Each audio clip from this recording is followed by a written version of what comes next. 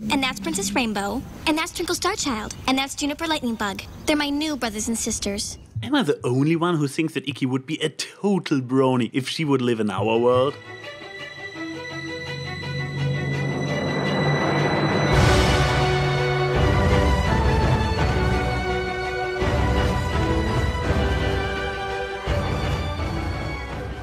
Hello out there, this is TheAnYPony and welcome to my analysis of Legend of Korra Civil Wars Part 2.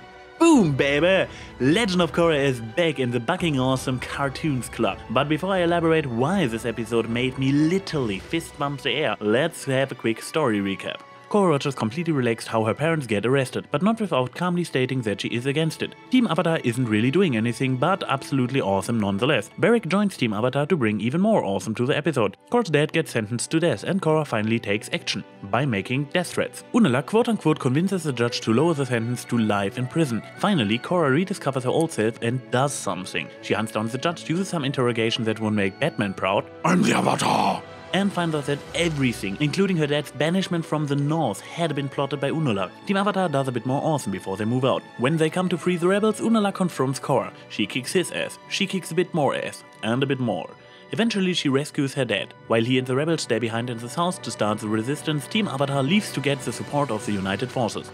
Side plots worth mentioning. Tenzin finds Ikki and they have a good old scene of being the mirror for the other one's problems so they realize what they could not on their own. When they return home they make up with their siblings respectively. Bolin tries once again to break up with Asuka and gets engaged, but he misses the wedding. Good thing Asuka doesn't take rejection too hard.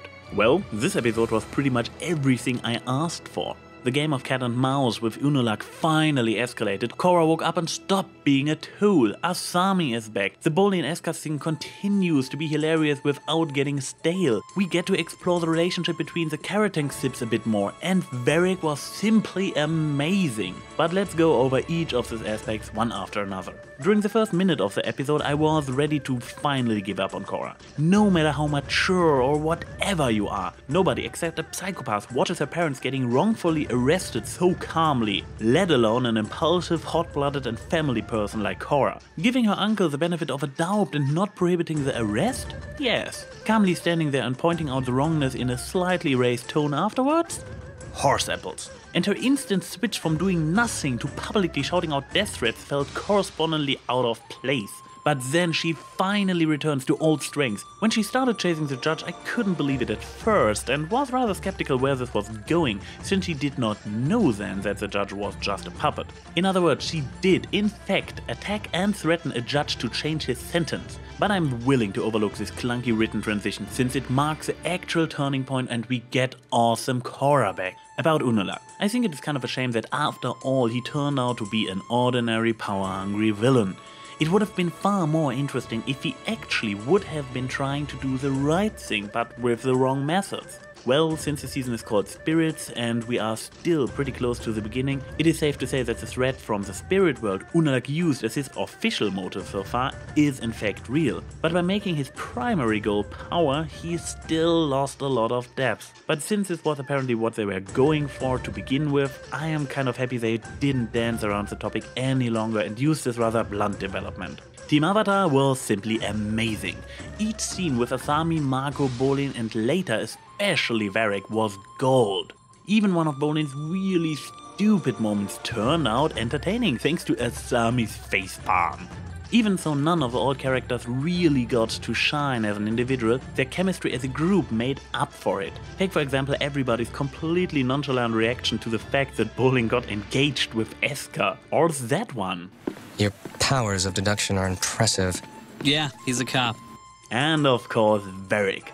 He is an absolutely brilliant support character, up there with Zeus from Gravity Falls. But then again completely different. As a rich and influential businessman, his constant delivery of information and resources seems plausible and not contrived. Nevertheless, he is completely dependent on the main cast and the imperfection of his plans allows them to actually shine even more thanks to him. But in one aspect he totally steals the show from everybody. Nearly every line of him makes me crack a smirk, if not even laugh out loud. He is funny.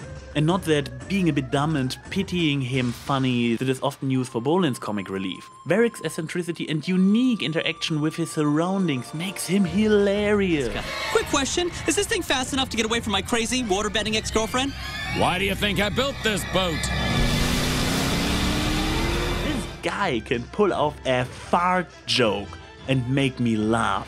And even the fact that he's hiding for days with his female assistant inside a dead animal. What is wrong on so many levels if you think about it? Does not come across as creepy. He is so matter of course about it, and his assistant doesn't seem to mind either, and everybody just reacts to it so casual, it simply works somehow. And last but not least, the Catarang Sips and family. And we get a lot of them. The serious and struggled side of Boomy. All he wanted was to make his father proud, even though he did not turn out to be an airbender. The empathic and caring side of Kaya. In addition, we get to see how close those two actually grew over their common struggle to please their father. Tenzin's shared epiphany with Ikki about the complication of being part of a family was done well. A bit cliché and cheesy, but not too much. And it is nice how the two play the metaphorical ball of conversation back and forth and reach the conclusion together. One criticism I come across rather often is how Aang's character would be degraded by the fact that he neglected his two older children. How this would totally not be Aang. I have to disagree there. The fact that he was literally the last airbender alive, the only preserver of his entire culture, has always been a big deal for him in the original series. Imagine the pressure and responsibility he must have felt. I don't think he actually rejected Boomy or Kaya, he simply focused on Tenzin, since after he would eventually go, his youngest son would become the remaining legacy of the airbenders. I guess Aang was simply traveling the world with Tenzin to show him all the air temples and teach him everything about the way of air nomads. Taking Boomy and Kaya on those tricks would not have made any sense. All the fun memories with his dad Tenzin have probably all happened on such trips. So please, don't say it is out of character for Aang and that it puts him into a bad light. Unconsciously picking one child over another is something nearly all parents do, and few have such strong reasons to do so as Aang. Sure, it is not perfect, but by denying Aang to be flawed in that way, you deny him to be a human character with depth. Well, that was Civil War Part 2. So far my favorite episode of the second season. Let's hope the show manages to keep it up. This is TheAnYPony saying see you soon.